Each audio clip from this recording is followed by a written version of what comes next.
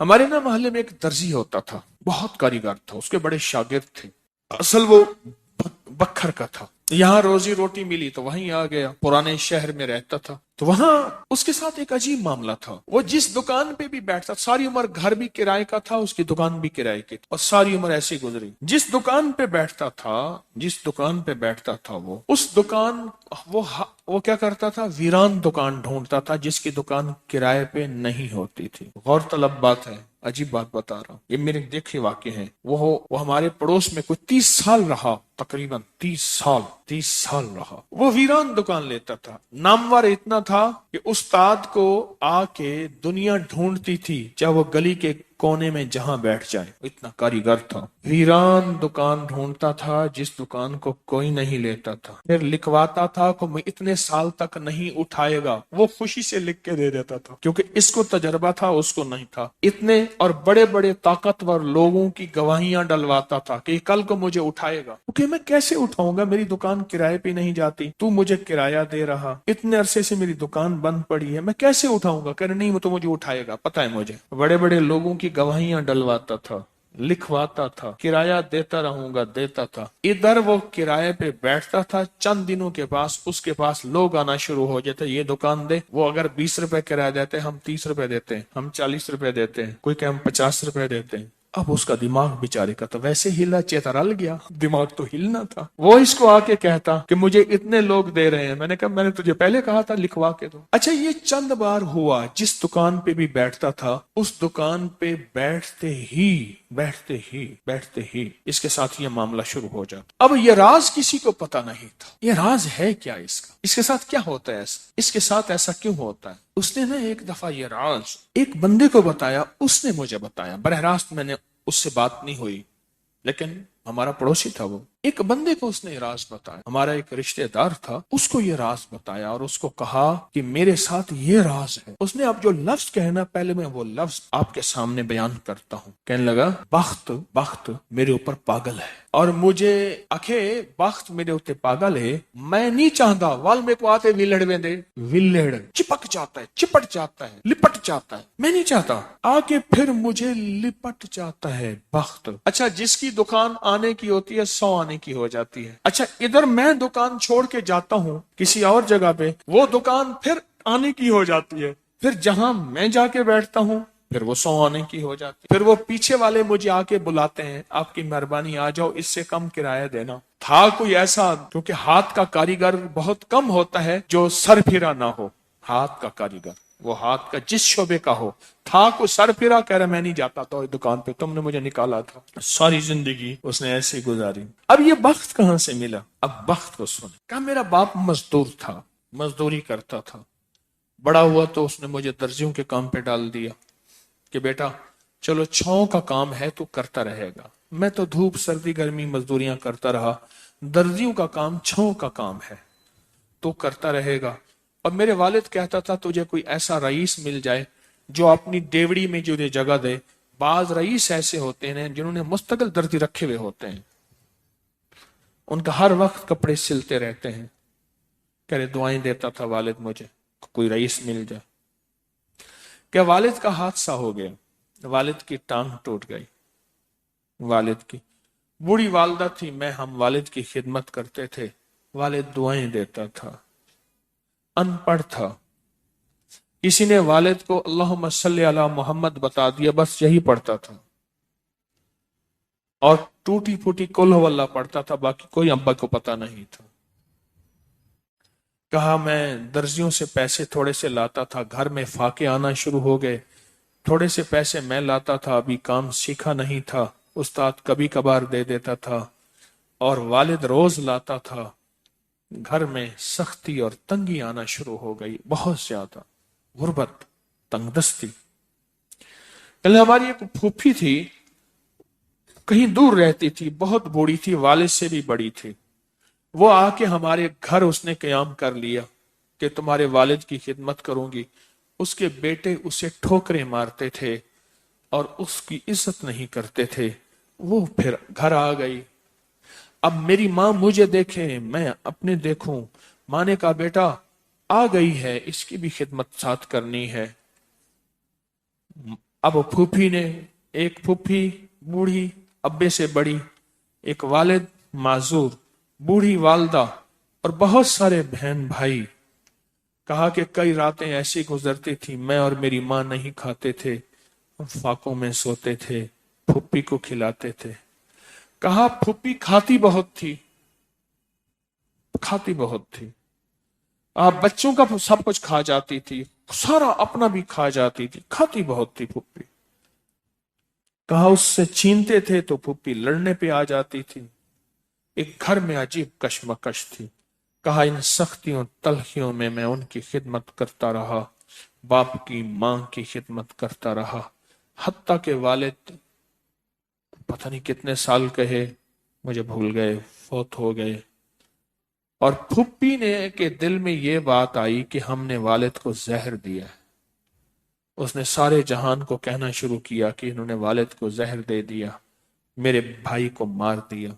گھر میں روٹی بھی کھاتی تھی، بچوں سے چھین کے بھی کھاتی تھی، چوری چھپے بھی کھاتی تھی، دن رات بھی کھاتی تھی، ہمیں برا بھلا بھی کہتی تھی، لوگوں کے ہاں شکوے بھی کرتی تھی۔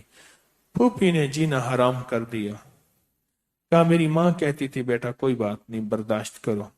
برداشت کرتے کرتے پھوپھی بھی چلی گئی اور اس کو اللہ کی امانت کو اللہ کے سپرد کیا، اور پھر اب ماں رہ گئی۔ اب میں نے اپنی ساری توجہ ماں پہ ڈال دی۔ کہا اماں کیا کرتی، خالی چھابی نہیں ہوتی ہے، چھابی روٹی تو تھوڑی سی ہوتی تھی کھا لیتے تھے، خالی چھابی ہاتھ میں ایسے لے کے نا کہتی اللہ اس کو اتنا بخت دے، اتنا بخت دے، اس کے ساتھ دھرتی لگے تو اس کو بخت دے، اس کے ساتھ سوئی لگے تو اس کو بخت دے، اس کے ساتھ دھاگا لگے تو اس کو بخت دے، اس کے کپڑے جو پہنے اس کو بخت دے، اس کو جو دیکھے اس کو بخت دے، اس کو جو اس کو دیکھے اس کو بخت۔ اماں چھابی لے کے مانگتی تھی، روتی تھی، اور بعض اوقات چھابی میں اماں کے بہت سارے آنسو ہوتے تھے۔ کہ بس یہ نظام چلتا رہا چلتا رہا، اماں بھی گزر گئی۔ اب اس کے بعد پھر میں، میرے بچے، اب جو بخت کے دروازے کھلے، میں جس کو دیکھتا ہوں اس کو بخت، جو میرے کپڑے پہنتا ہے اس کو بخت، جس سے سوئی خریدتا ہوں اس کو بخت، جس سے دھاگا خریدتا ہوں اس کو بخت، جس کی جگہ پہ بیٹھتا ہوں اس کو بخت۔ بخت جب بیدار تھا بدبخت آنکھیں سو گئیں۔ خیال کرنا ابھی بخت بیدار ہے، کہیں بدبخت آنکھیں سو نہ جائے۔ وہ دعاؤں کا ذخیرہ اس درجی کے پاس تھا، وہ دعاؤں کا ذخیرہ، پھپھی کی ناگواریوں کا ذخیرہ، ابی کی صبر کا ذخیرہ، پھپھی کی ناگواریوں کا ذخیرہ، اماں کے صبر کا ذخیرہ وہ ساتھ تھا۔ بس سہتا رہا، چلتا رہا، اللہ کے نامہ اعمال میں، اللہ کے نظام میں لکھا جاتا رہا۔ کو تجھے کوئی دعائیں دے نہیں رہا، نہ دے، میرے نظام میں تو ان لوگوں میں ہے جن کے ساتھ دعائیں ملتی ہیں، جن کے ساتھ دعائیں لگتی ہیں، جن کے ساتھ دعائیں لپٹ جاتی ہیں، تو ان لوگوں میں ہمیں دعاؤں کا ذخیرہ چاہیے، ہمیں دعائیں چاہیے کسی کی، ہم کسی کی دعاؤں میں آ جائیں۔ میرے حضرت فرماتے تھے نظر بد لگتی ہے نا کھا جاتی ہے، اس طرح اچھی نظر بھی لگتی ہے۔ تجھے کسی اللہ والے کی اچھی نظر لگ جائے، تجھے مرشد کی اچھی نظر لگ جائے، تجھے ماں باپ کسی درویش کی اچھی نظر لگ جائے، اور نظر تیرا کام بنا دے گی۔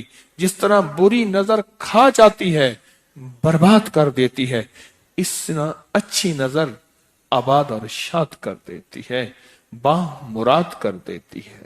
زندگی میں بسم اللہ الرحمن الرحیم ایک دفعہ پڑھنے سے تو کائنات کے یہ راز ملتے ہیں، جو 12,000 گڑ گڑا کر پڑھے اس کو کیا ملے گا، سوچیں تو صحیح۔ بسم اللہ میں اللہ کے 3 نام ہیں، ایک اسم ذات اللہ ہے، اور اللہ کے 2 صفاتی نام ہیں رحمان اور رحیم۔ پر میں اللہ کے نام رحمان کو اگر ہم نکال لیں، کائنات میں اللہ کے نام ماننے والے کو نہ قطرہ ملے گا، نہ دانا ملے گا، نہ کپڑا ملے گا، نہ سونا ملے گا۔ دنیا میں ذاتی اصول ہے، اپنا جان کا بیٹا ہے، ذاتی خون ہے، اگر نہیں مانتا نافرمان ہے، کہے میری طرف سے تو آگ ہے، میری جائیداد میں تیرا کوئی حصہ نہیں، میرے ورثے میں تیرا کوئی حصہ نہیں، میری زندگی میں تیرا کوئی حصہ نہیں، اگر رحمان یا رحمان الدنیا یا رحیم الآخرہ، اگر رحمان اللہ کا نام نہ ہوتا تو سارے کے سارے اللہ کے نام ماننے والے بھوک اور پیاس سے تڑپ کے مر جاتے، یا نافرمان گناہگار پینے والے کچھ کرنے والے جو بھی ہے تڑپ کے مر جاتے۔ اللہ کا نام رحمان اپنوں کو بھی کھلا رہا ہے اور غیروں کو بھی کھلا رہا ہے، اپنوں کو بھی پہنا رہا ہے اور غیروں کو بھی پہنا رہا ہے، اپنوں کو بھی پلا رہا ہے اور غیروں کو بھی کھانا پانی پینا پلا رہا ہے۔ رحمان رحمان، یہ رحمان ایک نام ہے اللہ کا۔ وہ جب بندہ ایک دفعہ کہتا ہے نا یا ارحم الراحمین، یہ ارحم الراحمین جو ہے اللہ کے رحمان کی وضاحت ہے۔ یا ارحم الراحمین، آج سے 3 بار میرا اللہ کہتا ہے اے رحمان اور رحیم، رب کو پکارنے والے بندے مانگ کیا مانگتا ہے، مانگ کیا مانگتا ہے، مانگ کیا مانگتا ہے۔ سوچیں، آپ نے نفل پڑھے، مجھے آج بھی ٹیلی فونک کالنگ میں انہوں نے کہا جی کہ میرے 4 گھنٹے لگے ہیں نفل میں،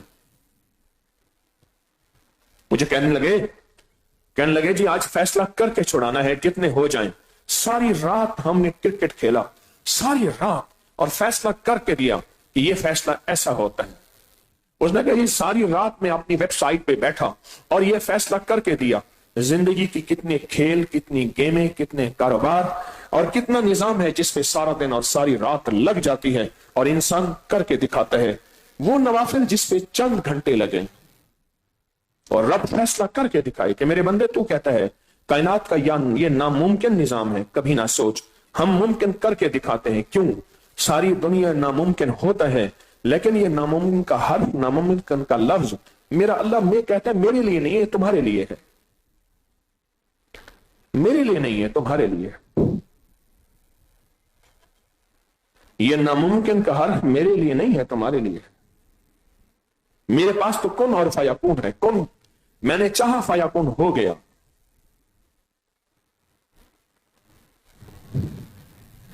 کبھی زندگی میں ایسا وقت لے آئیں جب اپنے مزاج کو، اپنی سوچوں کو، اپنے جذبوں کو، اپنے تن من کو فارغ کریں، اور فارغ کرنے کے بعد پھر کہیں کہ اے اللہ آج تو اور میں ہے، مجھے روز اس کے غم میں یوں ہی ساری رات کرنا، کہیں چپ کے رونا، کہیں دل سے بات کرنا، اے اللہ تو اور میں ہے۔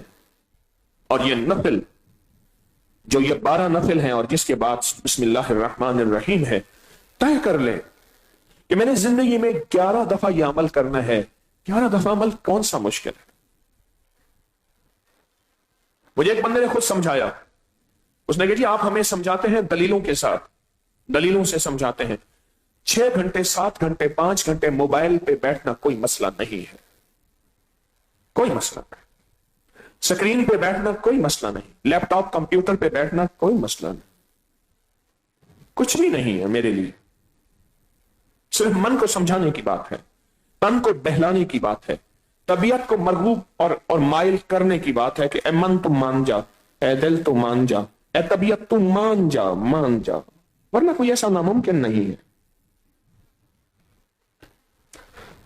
میرے ہاں ایک سفر میں ایک بابا جی تھے، آرمی کے ریٹائر تھے،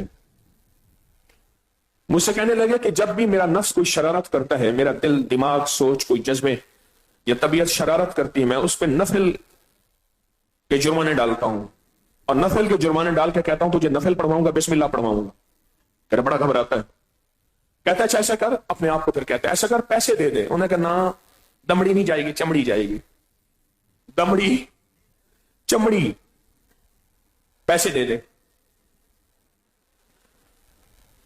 جس عمل میں مشقت ہو اور جس عمل میں دل اور مزاج اور نفس کا مجاہدہ ہو، وہ عمل اللہ کے ہاں جا کے ایسے دروازے کھٹکھٹاتا ہے، اور ایسے دروازے کھٹکھٹاتا ہے، رحمت الہی اتنی متوجہ ہوتی ہے، اتنی متوجہ ہوتی ہے کہ ایسے ہے جیسے اللہ نے سب کچھ چھوڑ کے اس بندے کو لے لیا۔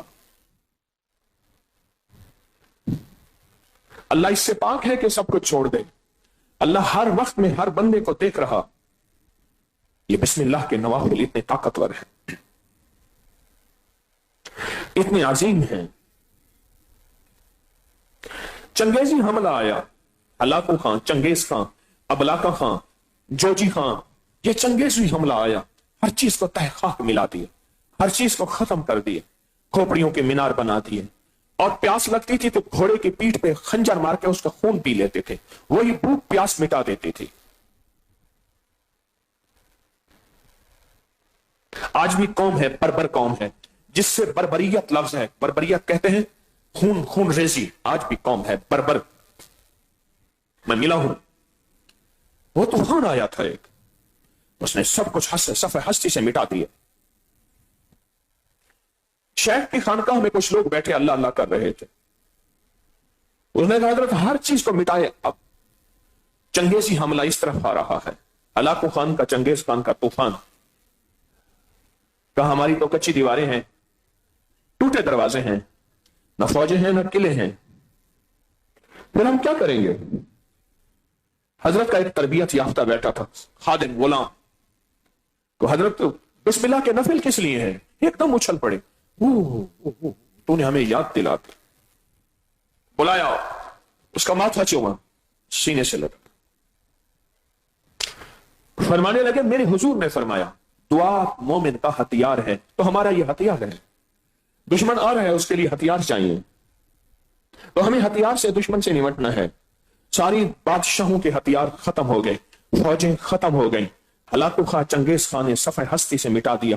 اس کا اصول ہوتا تھا، شہروں کو لوٹتا تھا، شہروں کے جانور تک کو بھی ختم کر دیتا تھا، انسان تو انسان، کتے جانور، وہ کہتا تھا کوئی ذی روح نہ رہے یہاں، ہر چیز کو ختم کر دیتا تھا۔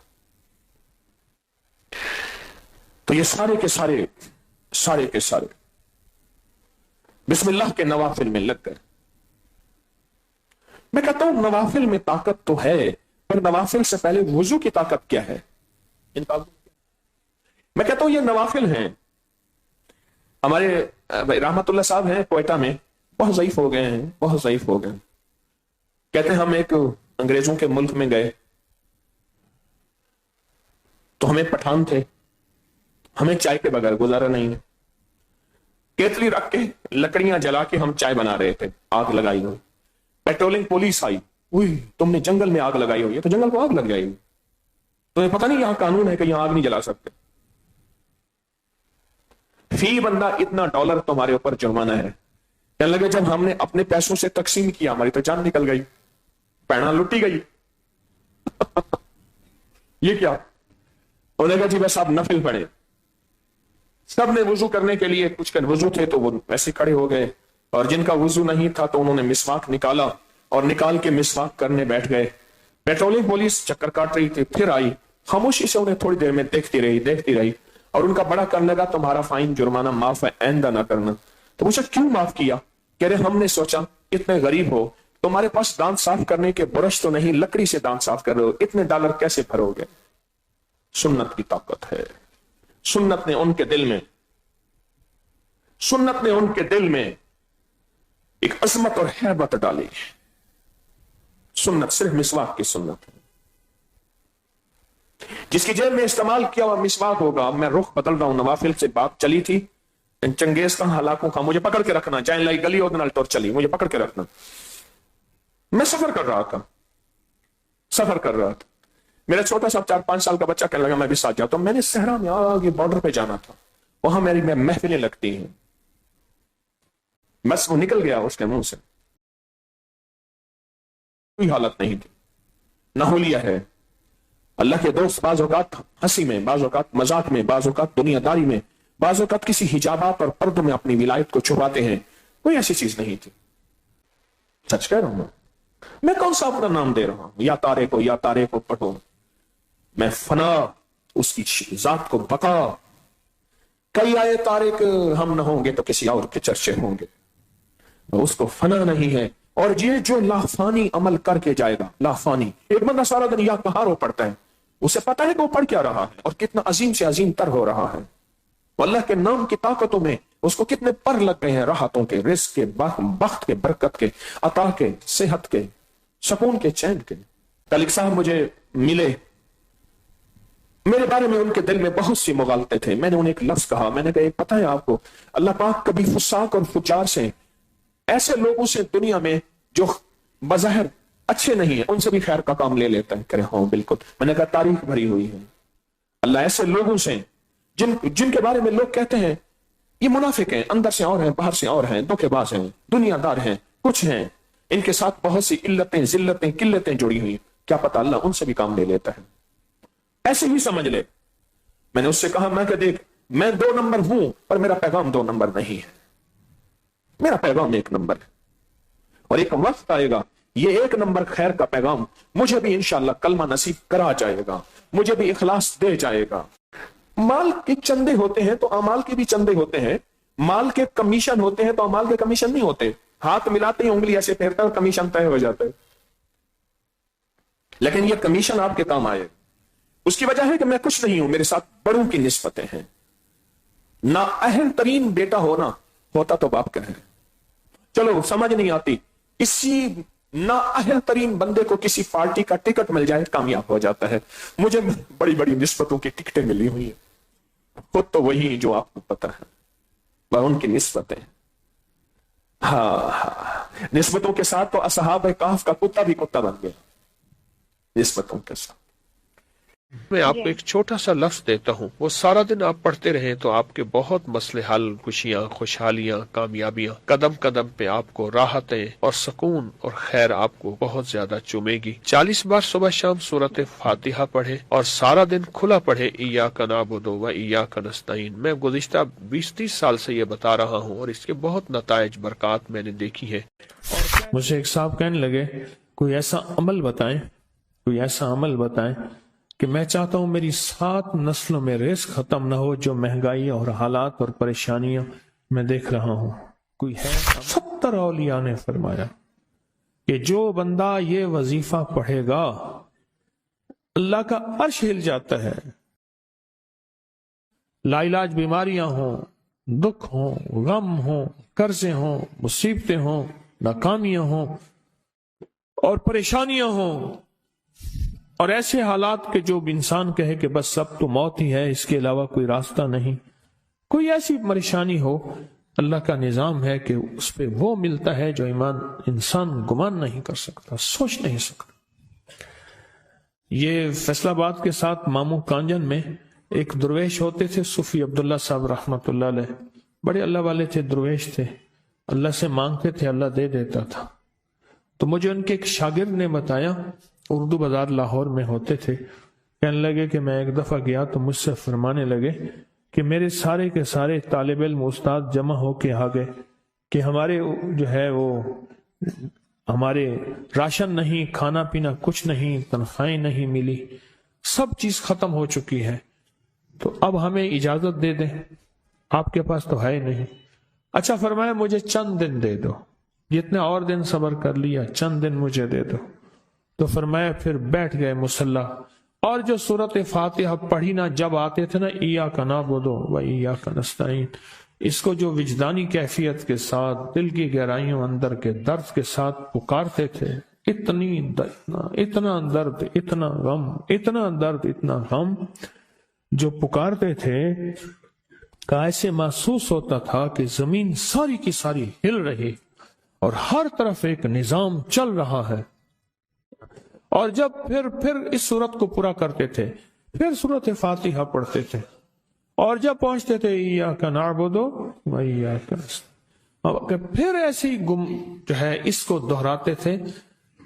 پر بات یہ ہے وہ دعا پڑھتے نہیں تھے, مانگتے تھے. ایک ہے دعاؤں کا پڑھنا, ایک ہے دعاؤں کا مانگنا. وہ دعا پڑھتے نہیں تھے, مانگتے تھے, اور اللہ مانگنے والے کو دیتا بھی ہے, اللہ مانگنے والے کو عطا بھی کرتا ہے, اور اللہ کی رحمت مانگنے والے کے ساتھ سدا رہتی ہے, ہمیشہ رہتی. وہ دعا پڑھتے نہیں تھے, مانگتے تھے. بس کہا کہ ایسے مانگے, ایسا مانگا کہ اللہ پاک کو ترس آیا. چند ہی دنوں میں فرمایا اللہ نے دکھایا کہ یہ دیگ ہے سونے کی بھری ہوئی ہے, اور میں نے آپ کے حوالے کر دی. اور تھوڑا سی ایسے جگہ ہٹائی تو وہ دیگ نکل آئی تو فرمایا پھر مٹھیاں سونے کی بھر بھر کے دیتے تھے اور کہتے تھے اس کو حسب ضرورت خرچ کرنا، خیال کرنا، کہیں فضول خرچی نہ کرنا، اسراف نہ کرنا، اللہ کے خزانے ہیں اور برکت والے ہیں، کہ اللہ ناراض ہو کے چھین نہ لے، کہ اللہ ناراض ہو کے چھین نہ لے۔ مجھے ایک صاحب کہنے لگے کوئی ایسا عمل بتائیں، کوئی ایسا عمل بتائیں کہ میں چاہتا ہوں میری 7 نسلوں میں رزق ختم نہ ہو، جو مہنگائی اور حالات اور پریشانیاں میں دیکھ رہا ہوں، کوئی ہے عمل؟ میں کہا بالکل ہے۔ میں نے کہا روزانہ 40 منٹ بیٹھ، 40 منٹ صبح دوپہر شام، جو تیری تنہائی کا وقت ہو، کہ یا اللہ دنیا میں ایسی جگہ کوئی کہیں ہوتی کہ ایک روٹی لے لے، روٹی خاتون کے ہاتھ کی پکی ہوئی ہو، مرد کے ہاتھ کی پکی ہوئی نہ ہو، اور اگر کنواری کے ہاتھ کی پکی ہو، شادی شدہ نہ ہو تو بہتر ہے، ورنہ مرد کے ہاتھ کی پکی ہوئی نہ ہو، عورت کے ہاتھ کی پکی ہوئی ہو، اور اس پہ ایک تسبیح پڑھ دو، ایک تسبیح، رحیمہ رحم کر، کریمہ کرم کر، بس اتنا پڑھ لیں، اور دل میں تصور ہو کہ میری مراد پوری کر، اس کے ٹکڑے کر کے بے زبانوں کو ڈال دے، مچھلیاں، چڑیاں، پرندے، سمندر، دریا، نہر، جھیل،